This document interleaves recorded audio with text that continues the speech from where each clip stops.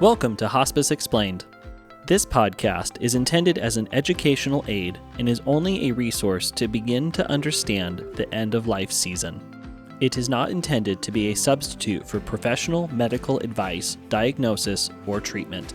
Please always seek advice from your physician or qualified members of your healthcare team with any questions regarding a medical condition. Hello and welcome to Hospice Explained, episode number 94. I am your host, Marie Betcher, RN. On this episode of Hospice Explained, I am interviewing Amy Hensley. Amy was a graphic designer for nearly 20 years before going to nursing school. Amy worked at a critical access hospital doing everything from birth to death. After receiving a Master's of Science in Nursing, Amy started teaching. This is where Amy found their voice and encouraged students to find their voice. Amy realized a passion for end of life. This guided Amy to become a hospice nurse and end-of-life educator. We all bring to the table our experiences, viewpoints, concerns, biases, and expectations. Amy has learned that by giving grace to self and others, this has helped Amy have uncomfortable conversations with humor and understanding. Welcome, Amy Hensley, RN, to Hospice Explained. Amy, tell us all about yourself.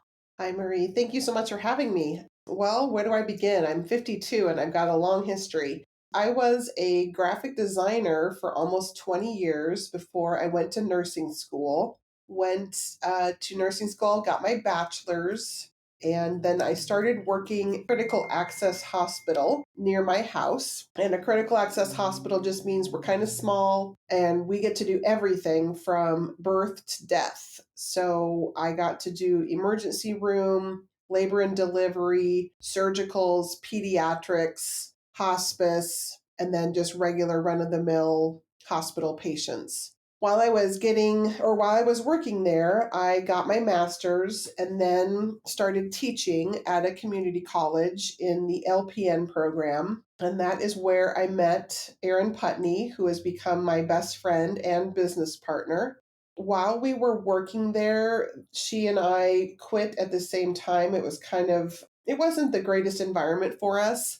So we both left the community college at the same time, and she moved to a different institution, still teaching nursing, and I went back to bedside. I had wanted to get into hospice for quite a while, and there was an opening at a hospice agency here in town, and I knew several of the people that already worked there, and it seemed like it was going to be a great fit. It was, in fact, not the best environment for me. So while I learned tons and tons and tons, I needed to be in a place that I went to and could leave my feelings and the day at the job and not take it home with me. And I didn't love living in my car, which is what I did. So I worked at it. Yeah, people don't talk about that. It was too much. I mean, not that I don't love driving, I do, but there were no boundaries, and it was really, really challenging. So I found an inpatient unit. It was the best move I ever made. I have loved, loved, loved working there. Another hospice house has opened in my town, and so I've just started doing PRN shifts there as well, and I absolutely love it. I could totally understand that. I could feel that boundary. Audience, patients, please understand nurses don't live in their cars necessarily. It's just that when you're going from place to place, from clinics to the hospital to the bedside at patients' homes, it's just you become in your car for 8 hours, is what she means. Yeah, I use the word, that I lived in my car without being cognizant of the fact that some people literally live in their car, and that's not what I was doing. It just felt like, from first thing in the morning till sometimes 8, 9, 10 o'clock at night, I was in my car and driving and not eating well and not going to the bathroom and, just being in that physical position for so long and not sleeping well, and the list goes on and on of why that just wasn't the right environment for me. I think lots of people really love that environment and is great, and I'm glad because they are a necessary part of the whole process. It just wasn't for me. Oh, I totally get it. So, Amy, it sounds like you developed because of spending time in hospice. Your business is based on some of your time in hospice and the needs. Is that correct? It is. In addition, though, to what I've learned as a hospice nurse, some of it came from my emergency room days and Aaron's trauma ICU days, because we were having to have conversations with loved ones in 2 minutes because of the situation that their loved ones were going through, whether it was cardiac arrest or car accident or old age, whatever the scenario was. When someone says, well, we didn't have a chance to talk about what our wishes are, but ma'am, you've been married to this man for 60 years. What do you mean you haven't had a chance to talk about it? You've had your whole lives to talk about it. And so from that, we realized that there is just such a huge need for education about the medical interventions that folks are offered. And if you don't know what those are in real life, then how can you make educated decisions on if you want them or not?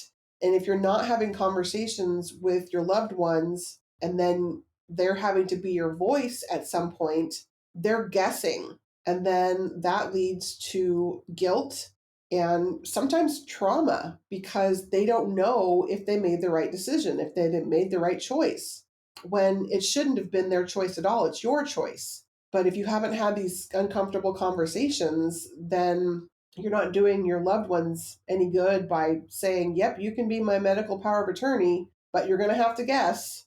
I mean, that's just mean. So don't do that to your people. So that's why we started Sips and Wishes, is to educate people on what these are and how to have the conversation with us there to facilitate.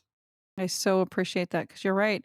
It does create guilt and it does create a trauma. And post, you can end up talking to people and they will talk for a long time about a past incident where maybe they had to make a decision and they weren't comfortable because they didn't know. Exactly. So I think you are perfectly right on the right track. Amy, with Sips and Wishes, is this an online business? Why don't you tell us a little bit more about it?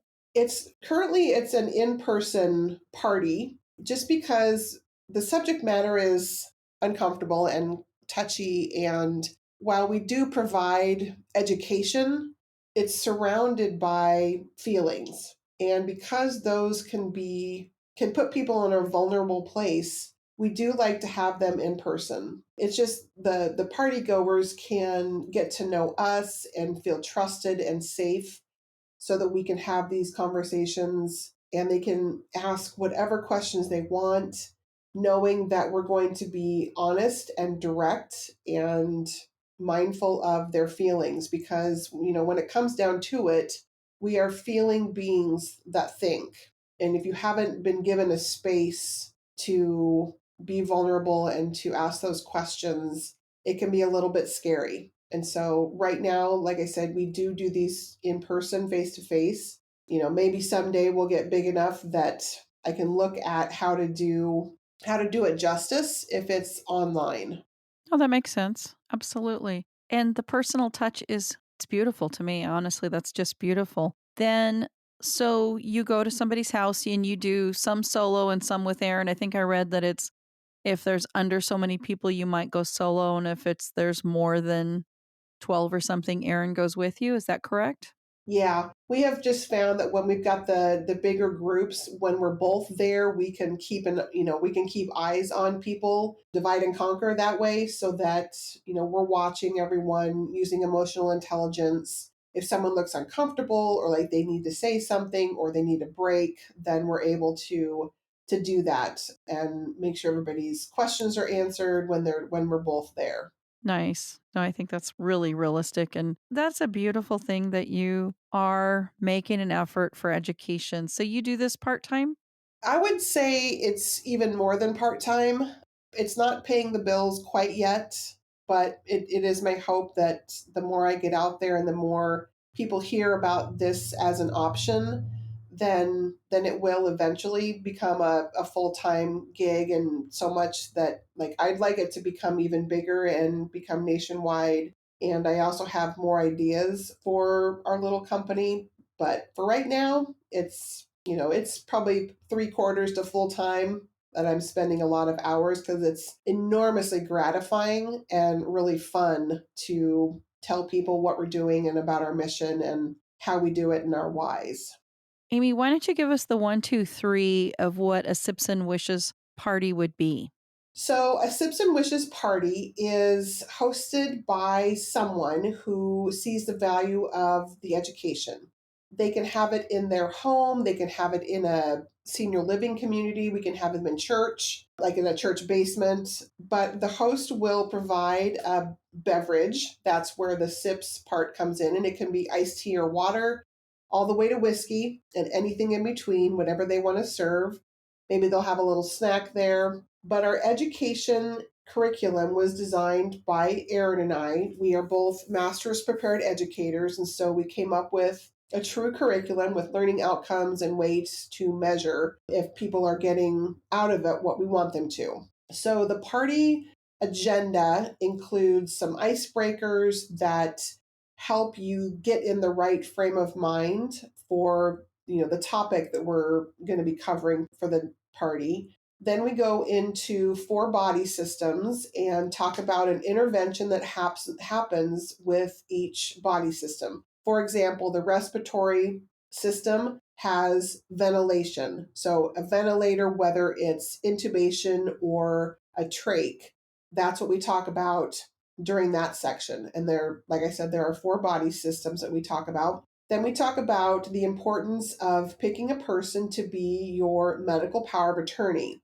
And then that's kind of the most critical part of the whole process. You have to pick someone who's going to do what you want, not what they want. And if you're picking someone who is not the natural, legal, ordered person, like a spouse or your firstborn child, then you need to document that legally. And so then we go into how to document. There are lots of different tools out there to document not only who your medical power of attorney is, but also what your wishes are. And there are some free tools. There are some tools out there that only, cost a minimum like $5. But what Erin and I found was that there's not a tool that covers it depends.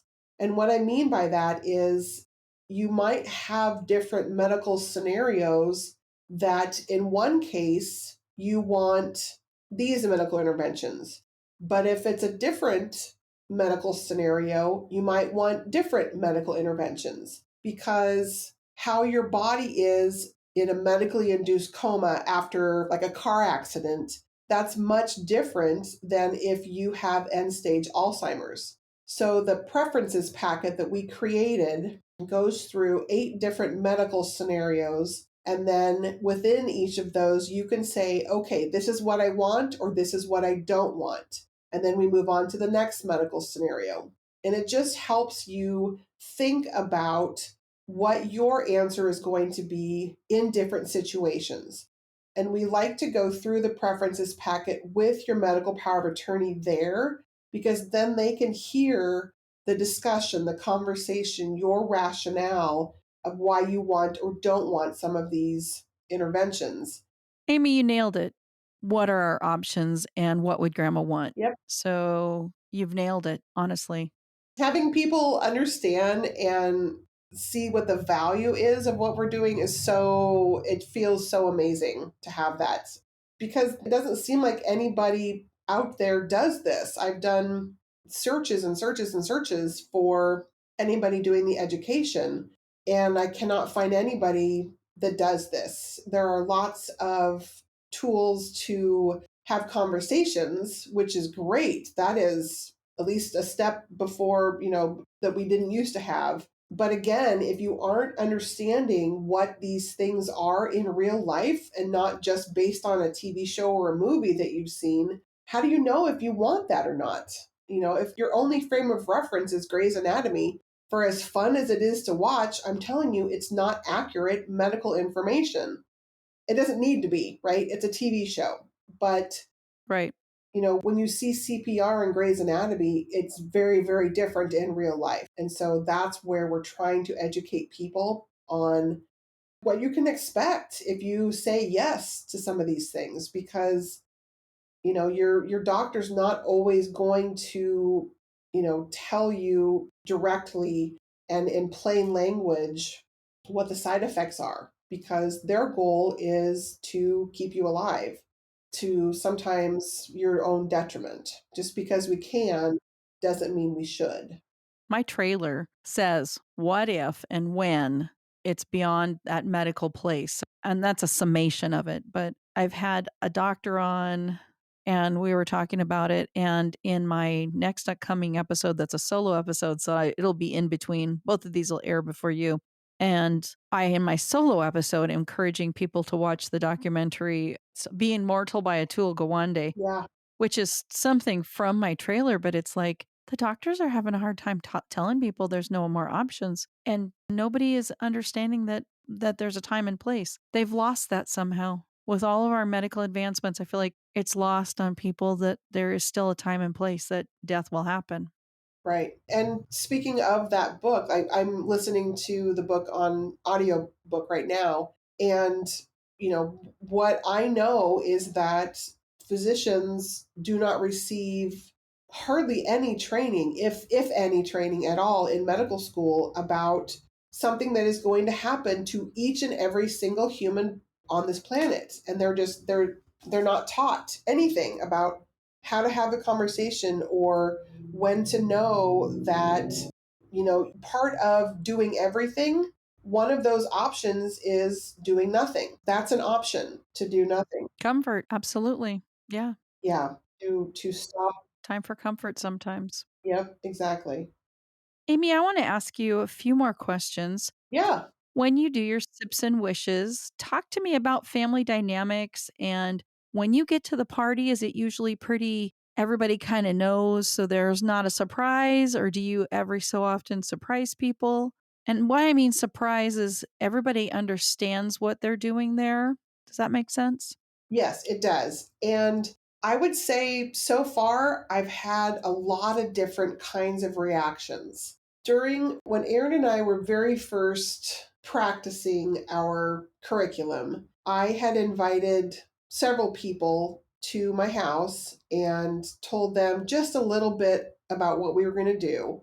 And one of my friends said, "I'm sorry, wait, what? What are we talking about?" And she admitted that she didn't really read my text invitation to her, but she's really the only one that has been caught completely off guard.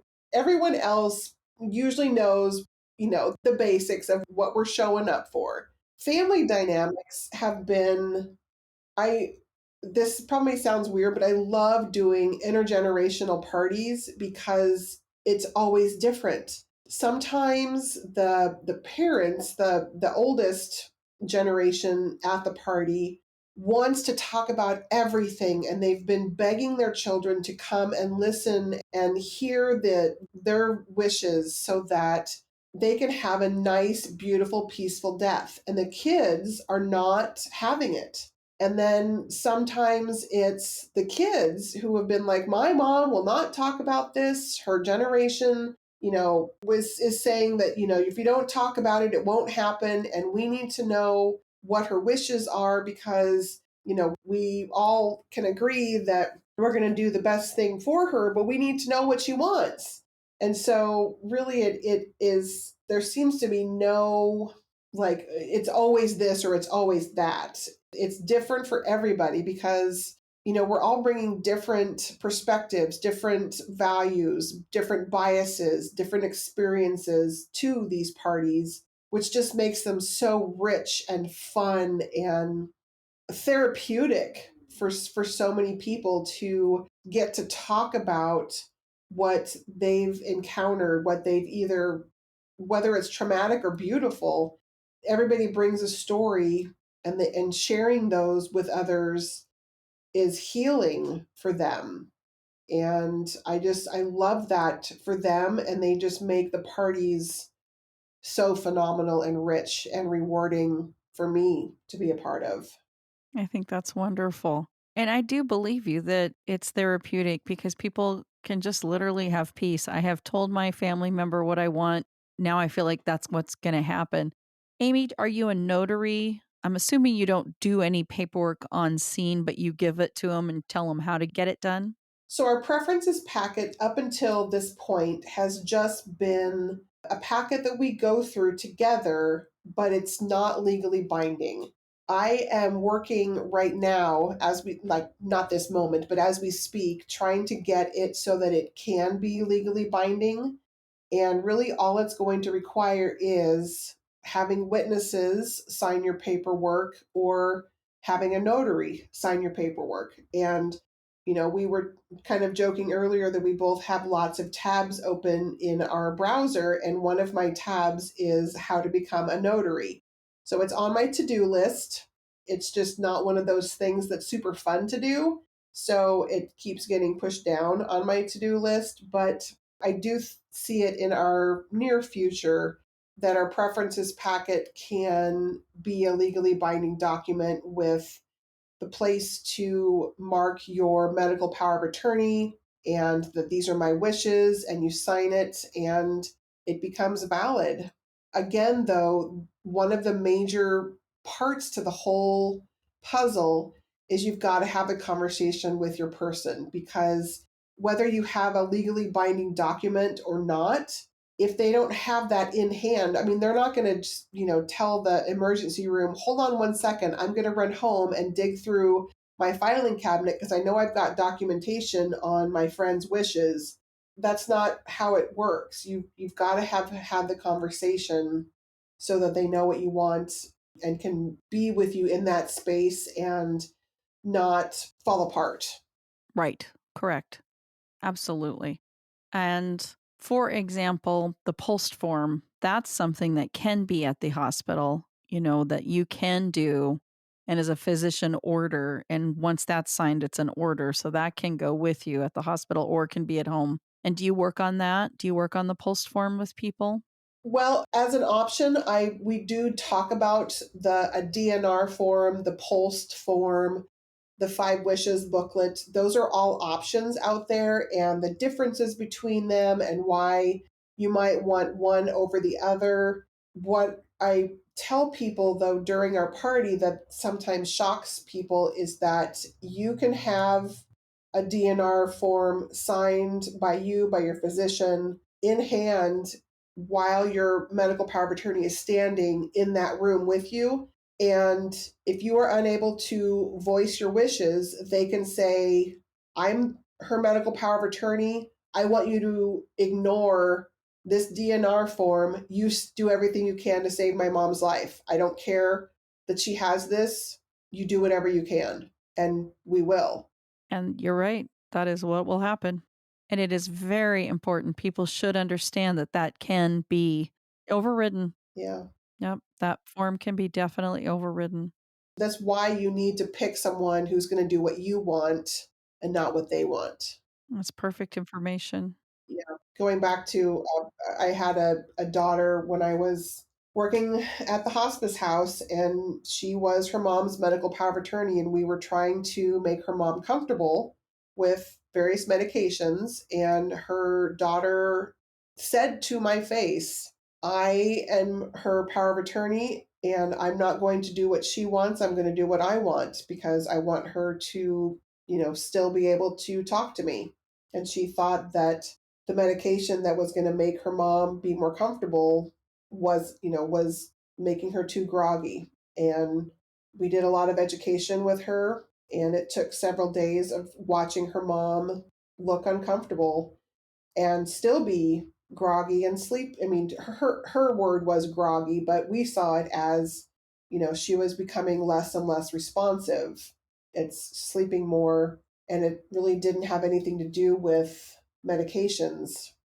But when you're seeing for your own eyes, with your own eyes, how your mom is laying in that bed and she looks uncomfortable, finally gets to a point where you're able to say, okay, yep, you can go ahead and give the medications. That is true. And, everybody needs this education. And that's really why I'm doing what I'm doing, is to help get this education out there on end of life and what happens the needs, such as paperwork and decisions. Any stories in hospice of, that story right there is kind of a story that would, propel somebody forward on doing this business. Is there another profound patient experience that really pushed you, or is it a multitude of experiences that pushed you towards what you're doing? It really is a lot, but one other thing I can think of just that popped into my head really, really quickly is a family of the mom was still living and she had 9 children, and she made all of them equal medical power of attorney on her in her paperwork. And that was a nightmare. Mom did not want to hurt anybody's feelings, but for a family of 9, I don't know if you have siblings or anything, but sometimes families of 3 can't even decide where to go to dinner. And you're going to make all of them try to come to a consensus on literally life and death. And it is a nightmare for them and for your healthcare team. Like, as a nurse, I wanted to just throw up my hands and walk away because they had not had conversations. They were, some were living in the same town as mom, but some lived out of state and hadn't seen her for since Christmas. And so, yeah, it was fine at Christmas. Yep.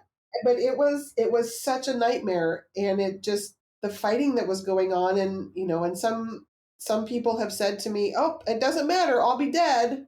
It's like, no, but you're tearing your family apart by not having had these conversations. And I know it's uncomfortable to pick someone to be the voice, to be your voice. I remember admitting a patient, and it was a similar story. I was the admit nurse to, I think, 1 or 2 of the children agreed to hospice, and this was the second admission, so meaning the patient had gone back to the hospital and I was readmitting to hospice, and daughter was very honest with me that it was possible that the siblings were gonna disagree and send her back to the hospital when basically when she goes to sleep or, takes her break. So 100% agreement that for the patient's best interest, for the family's best interest is to have a conversation so everybody knows the plan.